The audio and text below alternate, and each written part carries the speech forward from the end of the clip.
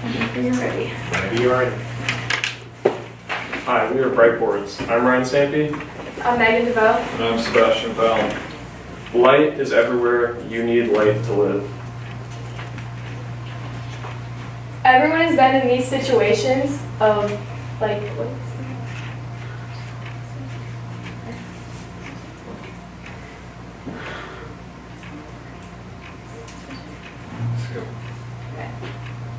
Everyone has been in this situation of the struggle of hanging up Christmas lights during the season and putting your ladder in awkward positions to put them up. And also businesses having to hire pricey electricians to replace any wires and bulbs that they have that have gone out. And also, outages happen at everyone's houses on the daily.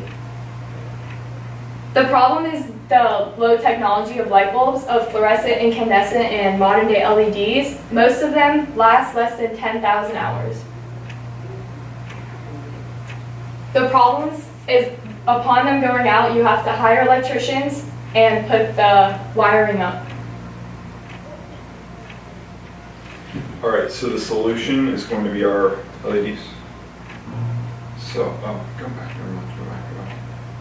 So what we do is we take the normal 120 volts AC, and we have a converter that converts it into 12 volts DC, and that just makes it a lot safer to run, and you also don't have to have the big electric tubes to protect the wiring as it goes up, so it cuts down on the cost of that as well. This is just a couple of examples of where you can use LEDs. Up here we have our original take on it, which is with our skateboard and our bike, and you also use lighting here, where it would be extremely difficult to get power up there. Lots of very expensive tubing. And then this is actually the module that converts the power from 120 volt to 12 volt.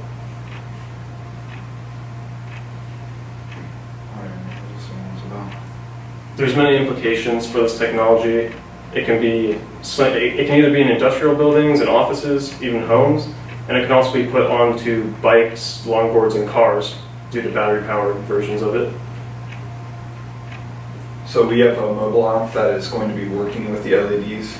Our mobile app is going to just make it a lot easier to control the light levels, the color of the lights, and everything you want to do with the lights.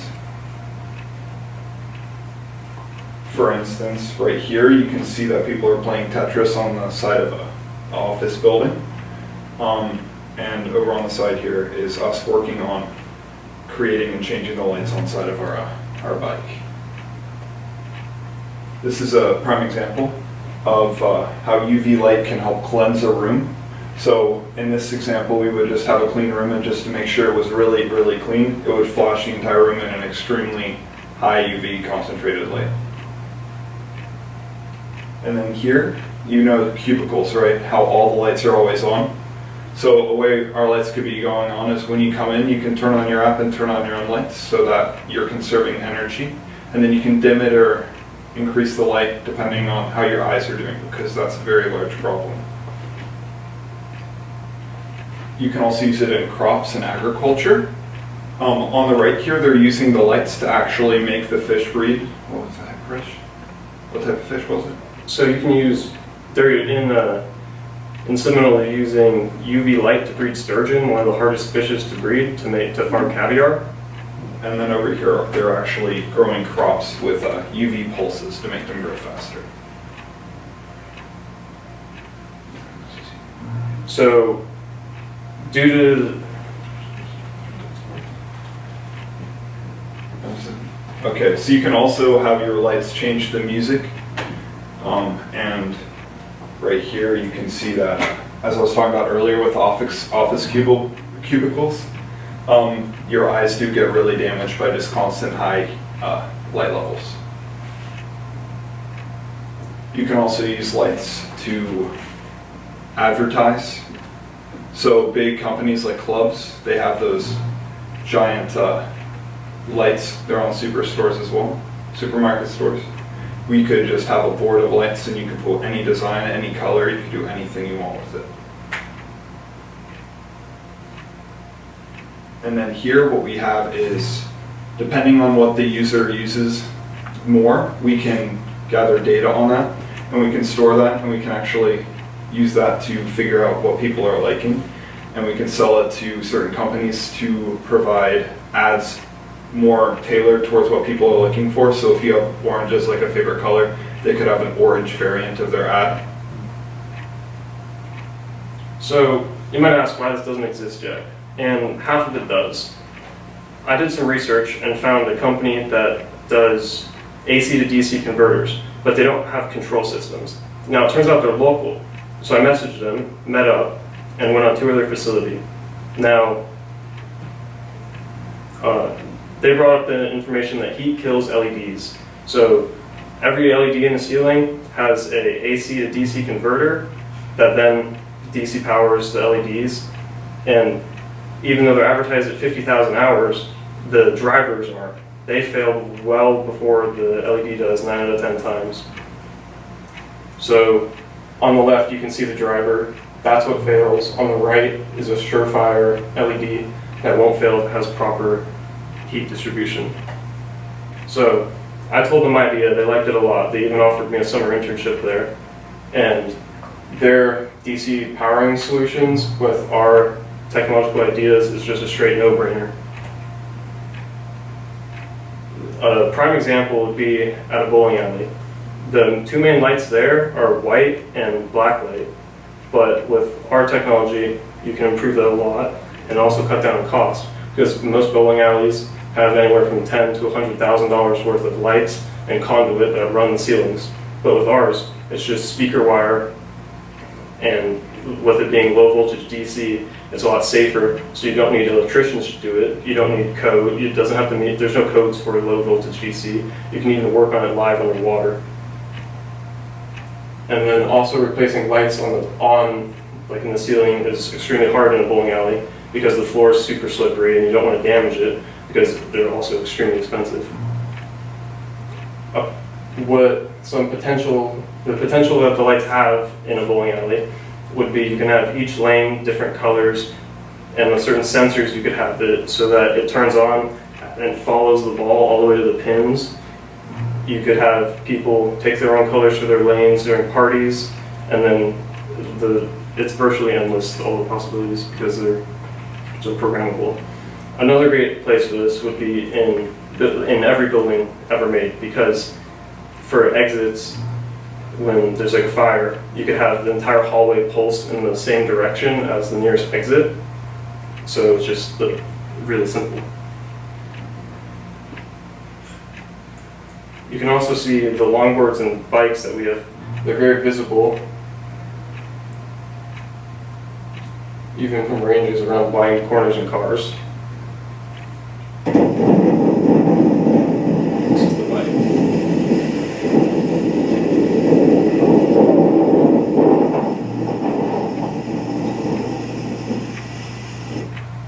And because I originally started this project on that, we have working examples and people have tried them out in the real world.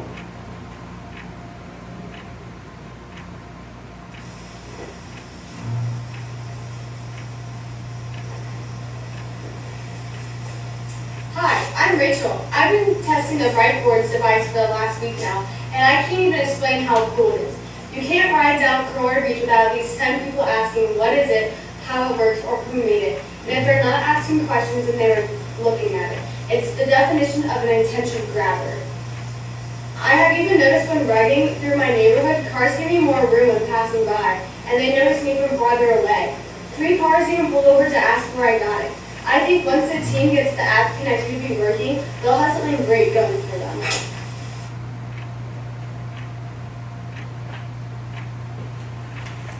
Awesome. Very cool. So your time was 9 minutes and 18 seconds. So you got plenty more time if you want to add more content, between now and the final presentation. You got plenty of time. So really awesome presentation. Yeah. Thank you. Yeah, you guys did really good. I do have a question. So like the key value proposition that you're offering, I got a couple of different things, but I wanted to kind of clarify that a little bit. That you're offering to customers and kind of who they are.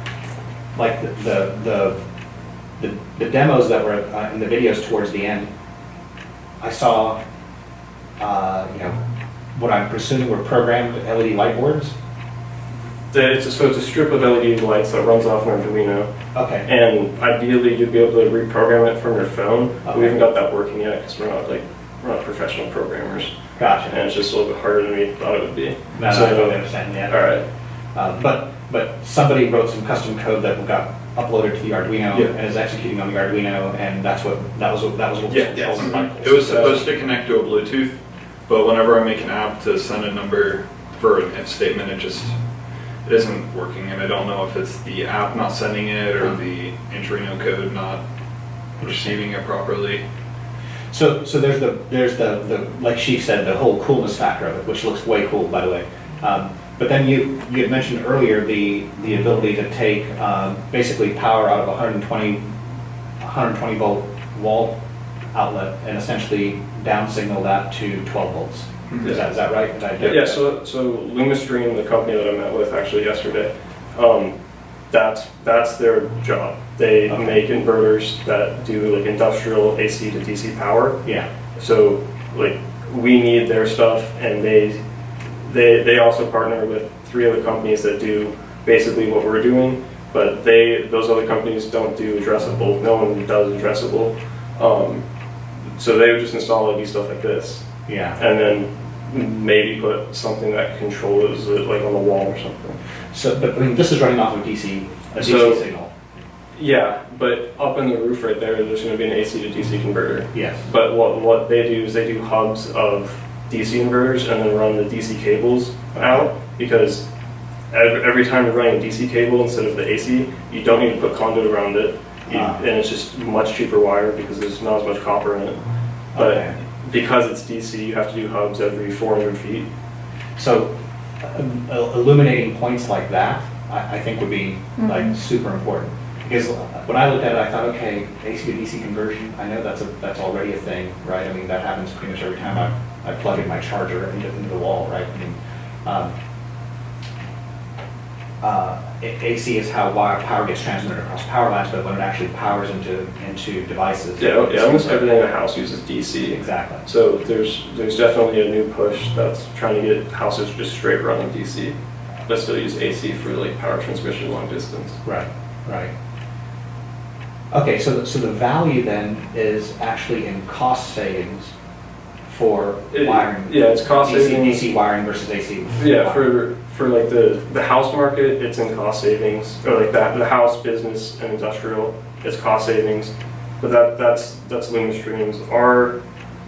Our proposition is programmable lights that can do like everything that you want to. So at the hospital, let's say there's sensors that detect whether there's people in there or not. The UV light's pretty dangerous. I mean, it sterilizes the entire room. So it senses no one's in there, locks the doors, blasts it with UV, and now you've got one of the cleanest hospital rooms there is. I It's see. just the next level of safety. I see. But LumaStream doesn't do that. They just do that. Right, right. So it's the programmability, like was demoed in the Yeah. in the bike as well as the board, the longboard. Yeah. Or in your office or in this office, with all the cubicles, you could do like each person in this cubicle could pick what color they want. So like blue light's really bad for the eyes, so maybe they put some more yellow into it, Yeah. which is less dangerous. And then if there's no one in the cubicle, it's off, just all based off sensors. Yeah. And we focus on more on that in the presentation because that has a lot bigger of there's a much larger market there. But we originally started with like the longboards and bikes, as you saw. Yeah. Yeah. So Which it's- is cool. That makes for a great demo. Yeah, Right? yeah. You know.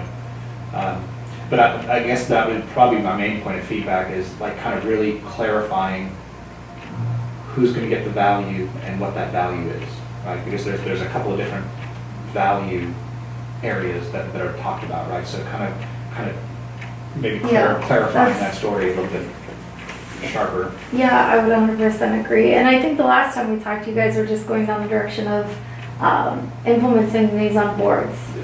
And so now you're kind of growing, and I like that. That's really, That's very I cool. like that you're pulling in the needs for hospitals and cubicles. I work in an office where, I mean, it's low cubes, it just floors of them. And you'll see people stand on their desk and unscrew the light bulb Yeah, we do that all the because time. Yeah. because it's too bright for them, and then other people prefer the light. So something like this you're solving a problem, which I think is exactly what you're supposed to be doing. So that's right on track. But back to this point, I really think that you need to focus on who is your target.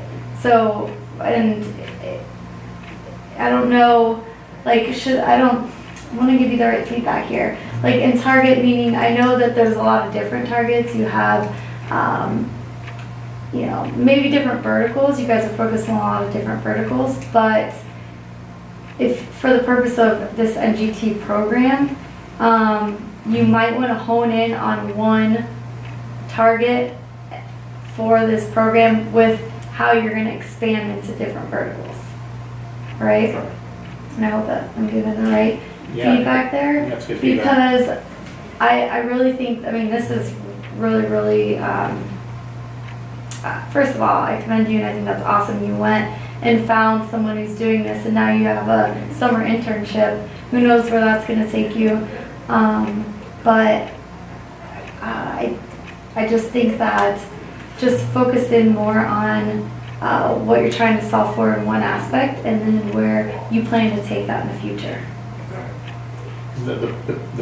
And there is an intersection, right? The programmability of the boards and controlling lights, that's a really cool story.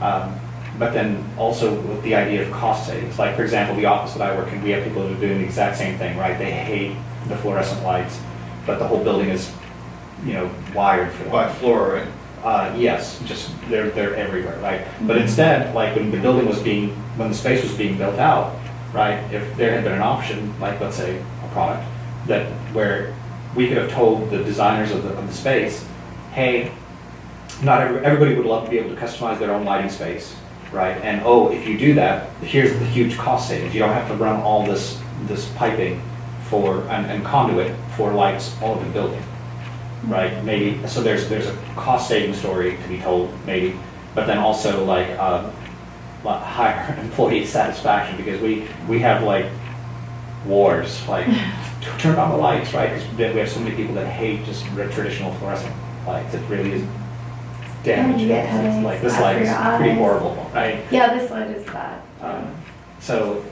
But really crisply telling the story of this is going to be valuable to and why, right? Because you have so much here, right? This is. It's got a lot of potential. I was trying to like, if we're making an app that can like control it, then once you get like that part down, it can be like, it just goes like super wide, huge. Yeah. And focus in on that, right? Because that's where this competition is really geared toward the tech aspect of it too. I know that the hardware you have the hardware down pat. I mean, you could speak to it all day. You could speak to it all day. You know, same with you. But I think what you need to do is really focus in on the tech side of it and how you're gonna develop the app and how it's gonna talk together and how you can control it.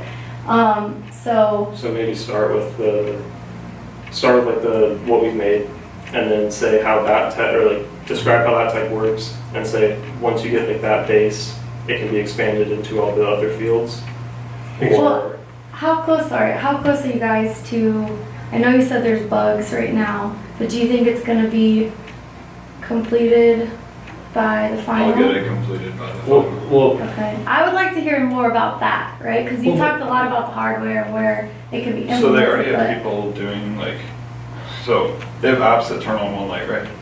So I think what I'm just gonna do is I'm gonna go completely back. I'm gonna go look at what the app's doing and then look at what the Bluetooth's doing on the Andrino. And once I figure that out, I'm just gonna expand it because all I would have to do would be to remake the app almost exactly the same.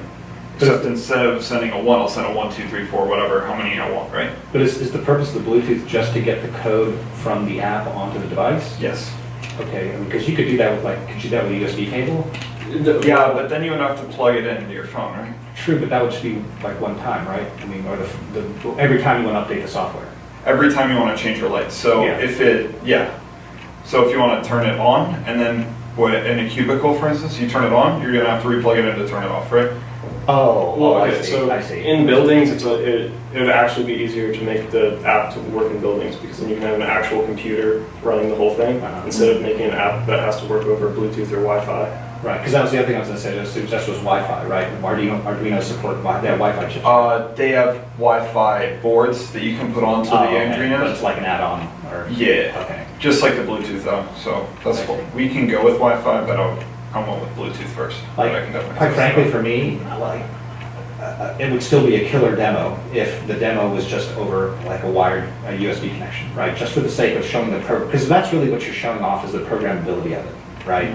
Now, how it's delivered, if it's delivered by cable for the first version, then later on it's over wireless protocols, that's still a killer demo, right? Because the demo is the programmability, Yep. right? Not necessarily how you get it on there, right? That's just an implementation detail. Yeah. You see what I'm saying? At least that's how I would view it, right? Because Yeah. that to me, that's what makes, like the demo that you showed with the videos, right? You didn't show anyone programming anything, right? What you showed was the final product, right? Which is like, oh, this really cool bike, completely pimped out with like these amazing lights on it, right? That's what makes the awesome demo. Okay. I can look into doing something like that. Yeah, just an idea. It's a really, really awesome project, right? Yeah, it's really cool. I like it. I might buy one for me when we're done. I know, so you have them now. Yeah, right? Um, Could you imagine if you, I just envision, this is such a weird vision, you're sitting there, you know, you have your bike, it's kind of dark outside, whatever, someone steals it and starts driving down the road, you just flip it on your app, Oh, and yeah. that thing Light 'em up. light Just them light 'em up. up. Just, Yeah. sorry, I don't know why it comes to mind And like by the way, let's that, just put a but, siren on. you know, Just yeah. have a siren go off while you're at it, right? It's so weird, but. All right, we probably got to get to the next Yeah, one. probably the next one. Thank you so much. This Thank is a really you. awesome presentation. Yes.